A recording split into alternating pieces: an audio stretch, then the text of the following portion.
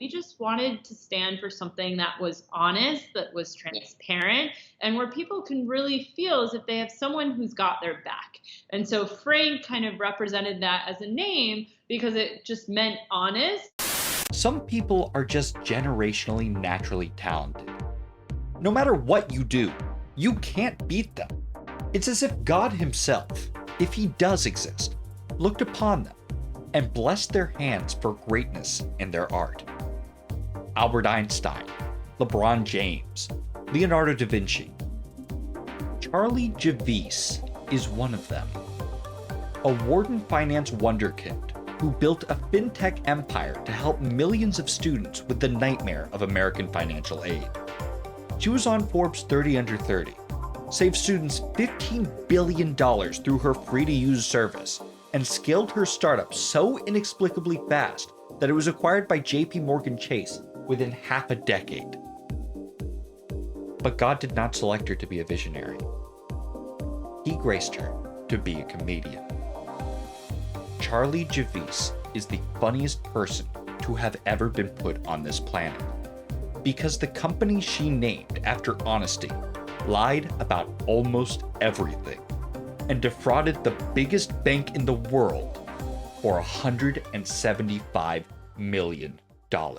Before we get completely started, if you are looking for ad-free content, I literally can't even monetize my YouTube channel yet, so please consider hitting the subscribe button, as this is the culmination of over 200 hours of work that I have put into this exact story. Thank you. Have you ever watched one of those videos where they have you count how many times a ball is passed around a room, and only after you do it do they point out that there was a gorilla that you didn't even notice because you were too preoccupied? What I'm saying is, pay attention. As is the case with any successful company, Charlie's journey starts with identifying what consumers actually need. And she found a really good one. The free application for federal student aid, also known as the FAFSA. This is a form that anyone can get from the government, and it legitimately sucks to fill this out. For reference, here is the federal income tax form. You know, no one's looking forward to filing this out.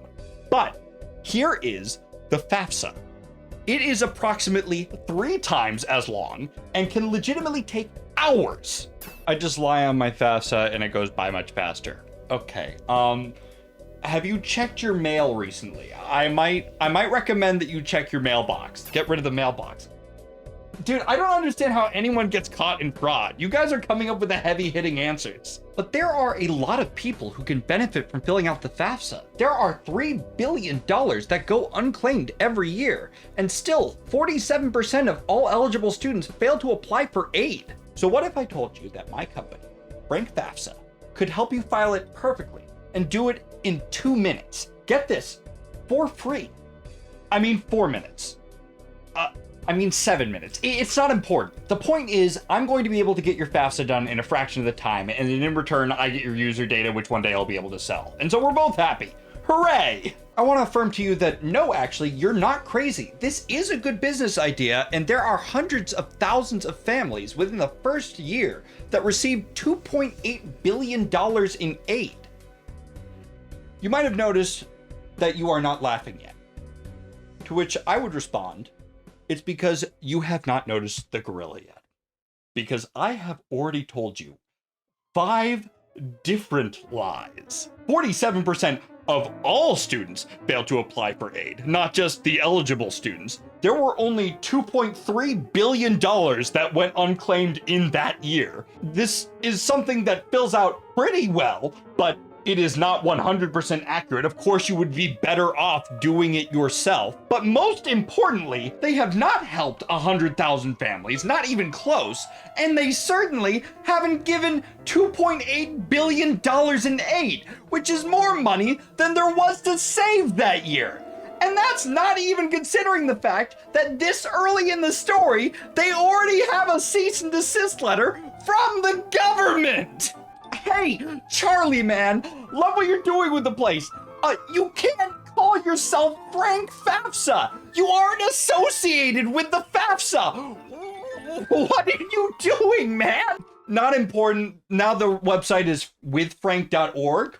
Ooh, .org. Now it's an organization and not a company. Organizations are good for you. They can't hurt you. So, yeah, that's what we're working with now. And I'd like to point out, this is a legitimate service. To be clear, this is doing something, and fairly well. Of course, it's not going to be as accurate as if you were to fill it out manually, but for a sub 10-minute project, it is really not all that bad. Where our dear Charlie seems to really struggle is with the whole numbers thing. It seemed as though any time that there was a number, there was an opportunity to make it a better number. For example, if the truth was that you currently have 0 clients because you don't have a finished product, you could instead reword that to an investor as we have 10,000 signups. which is something she did. It's very common for CEOs of startups to do press tours where they stop on as many different outlets and podcasts as they possibly can to spread awareness. And either through soliciting or being commissioned to do so, Charlie was given the incredibly high honor of writing an opinion piece for the New York Times. Now, if you are not much of a news reader, you might not be familiar with the fact that occasionally papers will issue corrections of some sorts, and it is already something of an anomaly for a published article to have a correction. And if they do, it is usually at most 2 sentences. I don't think that in my lifetime I have ever seen more than like 4. Charlie, God's chosen soldier, wrote an article that had 8 of them. 8 corrections, bro! That's its own fucking article. Are you kidding me? I cannot believe how bad this is. In fact, I did the math. Not counting opinion sentences, 20% of this article was wrong. You write 5 words. One of them contributed to something incorrect. 80% is a pass, right? Yeah, it's a pass if you are not looking for journalistic integrity. In fact, if you get one thing wrong in journalism, it's considered wrong. That's the way that goes. That's a B. Okay, everybody has taken the wrong takeaway from this, actually. So another lowlight from her PR crusade includes what I think may be the least believable story ever told. And given that she now has much more notable lies, I needed to document this one since no one else will. Here's her story. She's in an Uber interviewing a candidate, you know, like just talking about the company. And the driver, he just starts bawling. So she stops the interview completely and is like, "Oh, baby girl, what's wrong?" And without any hesitation, he's like, "Well, I'm buried in payday loans because I wanted to go to community college, but then I dropped out." And she hears that and goes, "Payday loans for community college? Yeah, that makes sense. We can fix that." And then within 10 minutes of her assistants just talking with him in the car, he has a new lease on life. This was not a one-time story. She told this at least 2 separate times that I saw it. I have a story about myself. I had a best friend in 1st grade, and I was jealous that he had a DS, and I did not. So I told him that I actually used to have a DS, but I got bored of it, and so I threw it away, and that's why he'd never seen it. And that is a more believable story than Charlie's story that she came up with at the age of what? 26 years old? Hire 1st grade Zachary. He is a better PR person than you are. But the company does continue to grow. By 2018, they had helped over 300,000 families obtain over $7 billion. And by 2019, they had helped 350,000 families obtain over $7 billion. Damn! A humble queen! She helps 50,000 more people get 0 additional dollars? That's fire! Anyhow, time marches on, and you know what they say?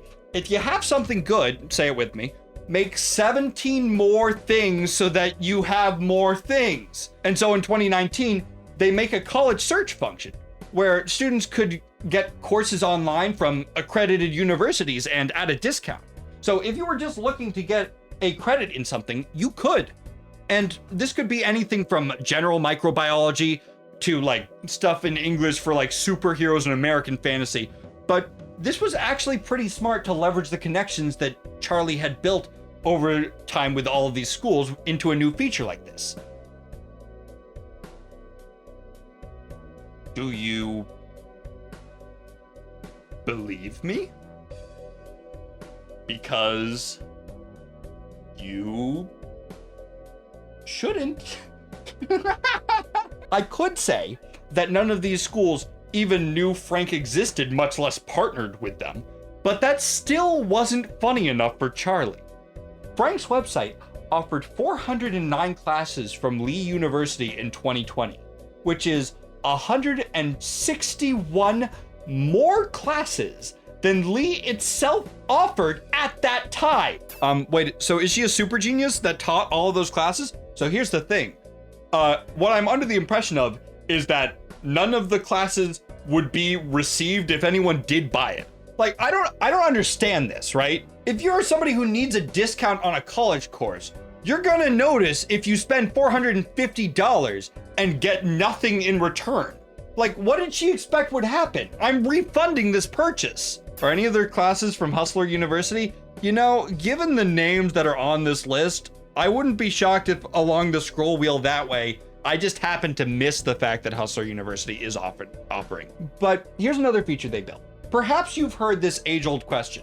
Would you rather have bacon, unlimited bacon, but no games? Or games, unlimited games, but no games? Charlie wanted to ask her own version of that question. How about we give you $5,000 of emergency cash at no fee that you only pay back when your financial aid comes in, but you have to pay it back in 61 days, and there's a fee. This is all on the same page of the website, by the way. The FTC, the Federal Trade Commission, said absolutely not, but they only said absolutely not because they noticed it while investigating Frank for something else. All of this happens before Chase even enters the picture. Charlie is so fucking funny to me. I usually charge for business advice, but I'll give you this one for free. Don't call anything a crisis. Call it an opportunity.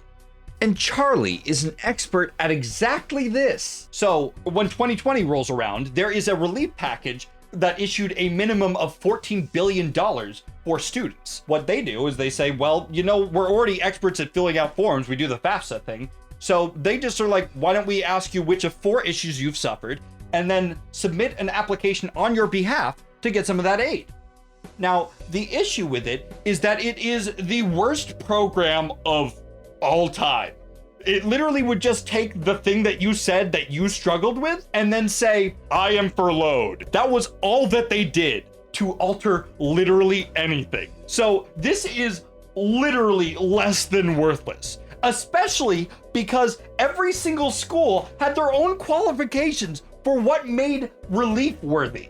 They would literally be like, why are you sending me this? And even if they did care, the email took 24 hours to dispatch. And when the email did arrive, it did not matter at all because Mr. School would have already left because they had already issued all of it.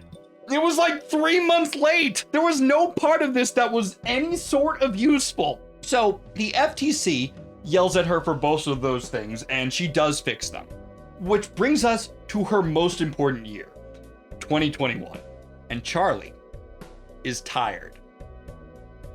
Tired of not making $1 billion. Classic.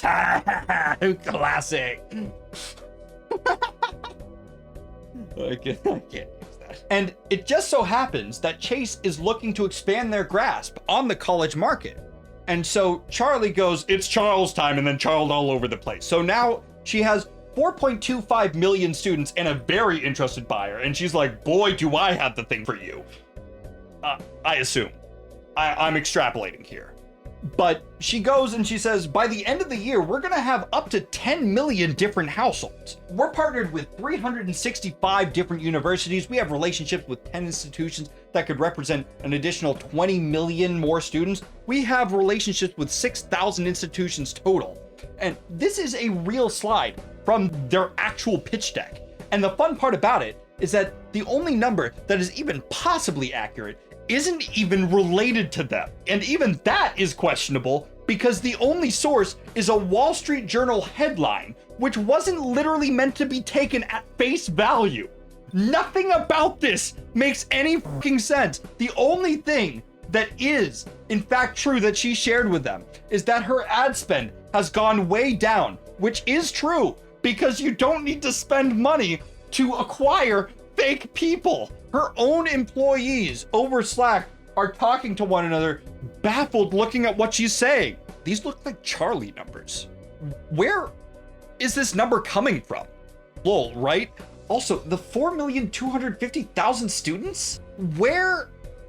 Charlie is the king of finding magic numbers, haha. But hopefully Blank looked at these numbers and they are legally defensible, lol. They are not. Another conversation. Do we really have 4,250,000 students? Is that real? Why do I feel like it's so much smaller? I don't know where they get this number. I think they're taking the number of students at our partner schools, but Chase is so down bad for what Frank represents that they don't care, so long as it can be proven. They're like, okay, spotlight's on you. If you can show me that what you're making for me here is real, we'll go through with it. And this is where Charlie goes, oh, shoot. Because she's just received some really, really good news and some really, really bad news at the exact same time. The really, really good news is that Chase is very interested in what she's selling. The bad news is that she was banned from the calculator app for a good reason. She isn't selling that. Because let's take a look at how many users they actually have. They don't have 4,250,000 users. They don't have 3,250,000 users. They don't have 2,250,000 users. They don't have a flat 1 million users. They have, at its most charitable, less than 300,000 users.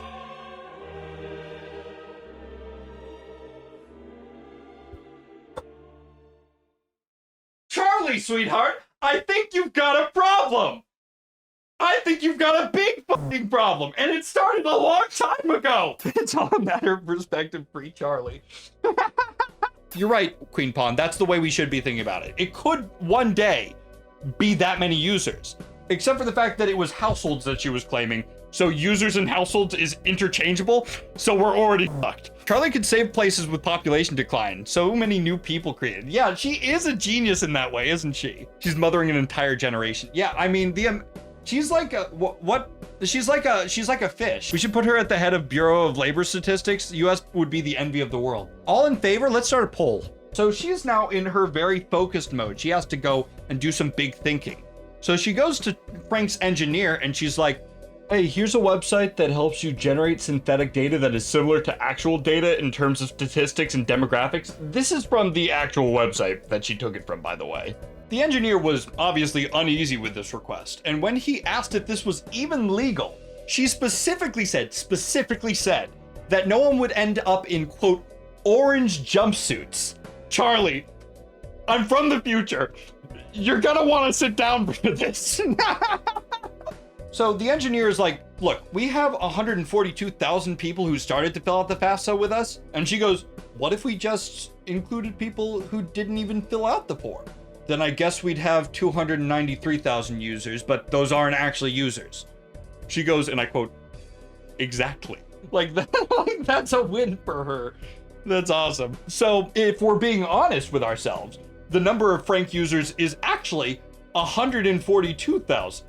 Which, if we're keeping track at home, means that there is more than 4 million people that she has made up and is actively using as data to sell this company to JPMorgan Chase. So the engineer is like, absolutely not, which makes perfect sense. But the thing is, she still needs help. So literally the exact same day that the engineer says no, she reaches out to a data science professor that she met in college. Now, despite the fact that the data science professor did say yes, it doesn't seem as though she herself got sued, presumably because she's a relatively poor college professor, and as such, the filings don't even list her by name. But Javice did tell her how this data needed to look. We need the names to be unique, It needs to have like real street locations. And it doesn't seem as though the data scientist is completely in the dark, because she says it would, quote, look fishy if someone were to audit it. That really only could mean one thing in my mind, but okay. And knowing full well that this sale is completely contingent on the appearance of legitimacy, Charlie, of course, does nothing about it, because what else would she do? But there's another problem, one that many gamers will be very familiar with. AI sucks at making gamer tags, and this also extends to emails, especially 4 years ago. And this would be like the biggest dead giveaway that they are lying. You look at this and you're like, okay, obviously, these aren't real people. So she locks in, and she has her first genuinely good idea in like 5 years. I say that in like quotation marks. She shouldn't be doing any of this. She goes, what if we just censored all of the information to make it seem like we're being protective of our sensitive information? The old upload an unfinished document to Canvas and then revoke access before the teacher can grade it trick. We're all using our brains now. Chase also required a third-party validator that can look at the data and assess it, and then write up a report that confirms both the quality and quantity of the data, which is standard procedure, which is fine if you're not, I don't know, looking to defraud the company that you're trying to sell to out of $175 million. Which, unfortunately, in this specific case, it's not a common case, but in this specific one, is the case. So she gets back to brainstorming using her big brain, and she thinks about how she can get around this issue. And she comes up with a great idea. People don't like to work. So what if she just does the validator's work for them and then just has them sign the paper? And then nothing's validated, really. And frankly, she's earned the privilege of not having to like prove anything. I think she's worked plenty hard. Everybody here can agree. So what she does is she goes to her data science professor and gives her the empty validation report, which isn't even something she is supposed to be touching, by the way, with only one field filled out. The number of users that the form will have when the data scientist is done with it. And she does. She sends her all of her favorite numbers and letters. And then she literally texts her CFO over WhatsApp, congratulating both of them on how well they did crime.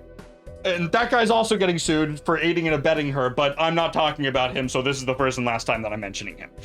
But anyhow, she's done what she's wanted, and she goes up to the validator with a document of lies, which she has done out of the kindness of her heart, and she goes and asks to sign it off. Now, I don't know about anyone else, but if my job is validation, if somebody tells me that they have done all of the work for me, I am immediately suspicious, and you're getting checked twice as hard. But apparently this guy was like, sweet.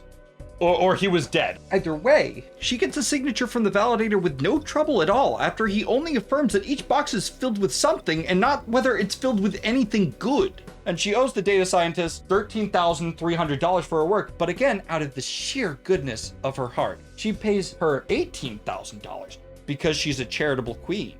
And so, with that signature, Charlie has effectively won a race that she never really even ran in, doing none of the legwork to get there.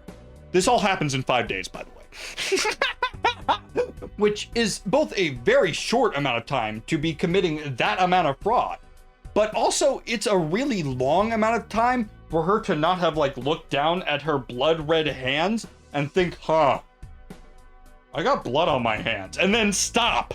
But sure enough, on August 8th, Chase signs the paperwork to acquire Frank for $175 million, with another $20 million to retain the greatest businesswoman alive. Now, some of you might be like, okay, they got a validator. The validator validated it. What were they supposed to do? Charlie chose the validator. For $500 million, you better be putting your best men on the job. They didn't even put their worst man on the job. I guess they did. It's Charlie. If they did so much as correlate 10 names and addresses from the data in a free people searcher online, they could have smelled the BS. But they didn't, and they still signed it. There are no shortage of wrongdoings by this woman. It is as if there is a callous disregard for every single potential what if she could have asked herself over the 5 years she built her company. But as you might have caught on by now, I quite like her. She's a compulsive liar, she's batshit insane, and she is incomprehensibly stupid. But she is far from the most evil person in this story, because that title belongs to the people that she's scamming. She wasn't caught because she stole. She was caught because she stole from the wealthy instead of the poor. Chase steals from the poor every day. They call it banking. Chase is the company that helped crash the housing market in 2008. It's a company that has gambled $6 billion with depositor money and then called it an isolated incident. And it is a company that has foreclosed on people's houses with forged signatures, among many, many other atrocities that I care not to name. For a very, very brief moment in time, Charlie Javice was a real-life Robin Hood, if only for a moment.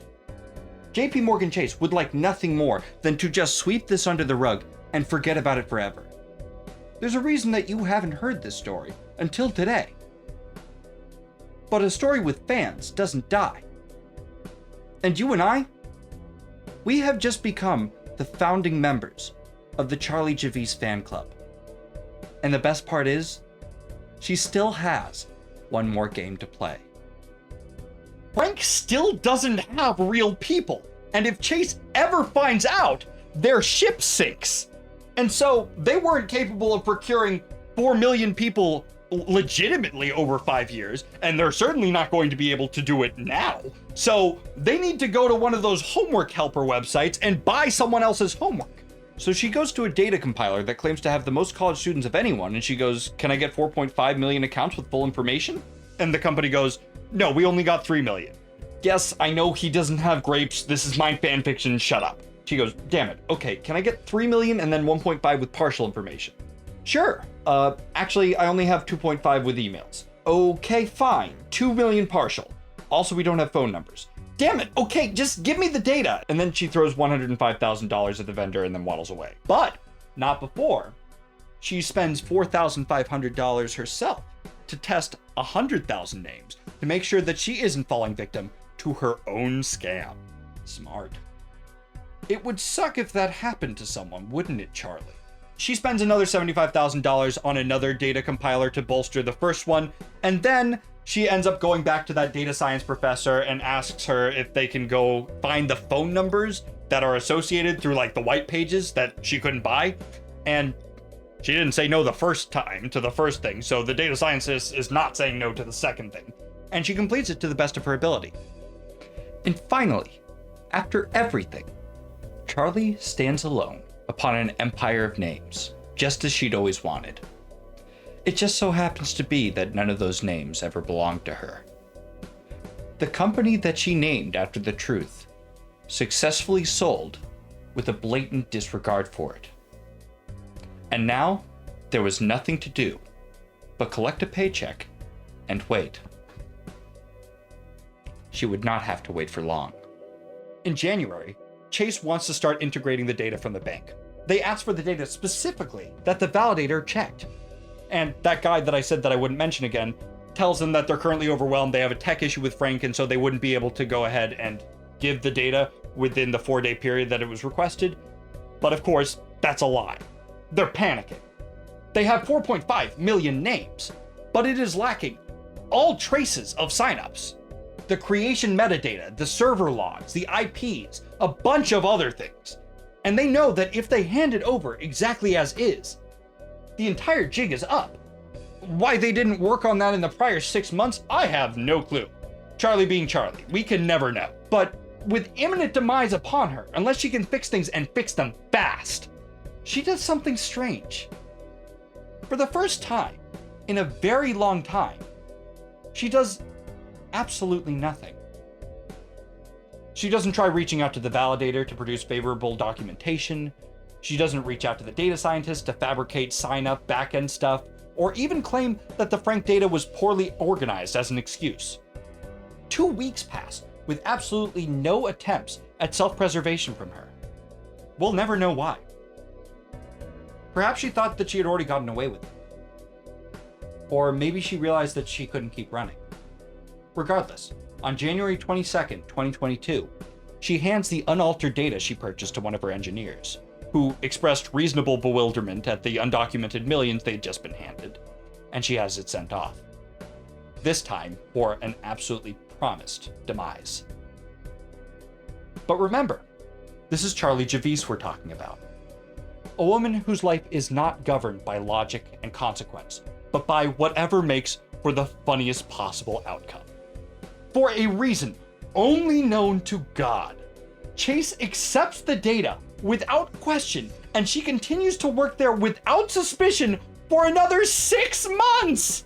It's as if Charlie handed a blind man a carton of milk who threw it in the back of the company fridge without telling anyone, and the company only notices after someone smell tests the carton months later. The day of reckoning finally comes in July, almost a full year after she had been acquired. The marketing team decides to do a sample run of the data with just 10% of the emails listed from Frank, and within a single push of a button, the charade is over. A quick thing about buying data, it's a mess. Because it is not like all of the data is aggregated from the same source. It is Frankenstein together. Dead emails, misspellings, duplicates. We even have fake accounts. And so when Chase finally does press the button, only 28% of the messages even reach an inbox. And worse yet, only 1% of those are even opened. For reference, if you are a marketer who is doing an email marketing campaign, what you expect at the lowest range is 1% interaction rate. That means that the stuff inside of the email has a 1% click-through rate. They barely even got 1% of people who opened the piece of mail. They sent out 400,000 emails, and only 1,232 were even clicked on. That is not anything that is like, oh, did we do something wrong territory? That is call legal immediately. And so they did, starting an immediate investigation that unveiled everything. And this is where our story lays to rest. Javice was arrested on April 3rd, 2023, and charged the following day. She was released on $2 million bond and placed under travel restrictions while awaiting trial. She also, at some point, complained her ankle monitor made it difficult for her to teach Pilates class because that's the funniest thing that she could do. She later claimed that JPMorgan wrongfully terminated her in order to obtain her data for free and filed counterclaims, which were compelled to arbitration rather than decided in court. JPMorgan still had access to all internal messages and records from Frank as a part of the acquisition, which proved direct evidence of falsified user data and coordination with outside contractors. In March 2025, she was found guilty of securities fraud, wire fraud, bank fraud, and conspiracy. In September of 2025, she was sentenced to 7 years in federal prison. She was ordered to pay $22.36 million and pay $287.5 million in restitution, jointly with that guy that I said I wouldn't mention again. She never updated her LinkedIn after being acquired by Chase. It still says that she works there. By the time that she's able to change it, it will say that she worked there for twice as long as Frank even existed. Please consider following her on the SoundCloud that she made at around 19 years old that I linked in the description, in case she decides to attempt a music career post-incarceration. Thank you for listening to Charlie Javice's story. Thank you guys so much for watching. I really do hope you enjoyed this. This was 197 slides that I made for this presentation. And presumably you did enjoy it if you got this far. So if you did, please reward me with a subscription. I really would appreciate that. It helps me out more than you might know, so that one day I might be able to say that I did it for something. Who knows? I have a piece of advice for you. If you're looking to scam a large bank, please think again. Like, comment, subscribe, all of that stuff. It all helps me. You know the drill. Share it with a friend if you think that they'd enjoy it. And I guess I'll see you later. Peace.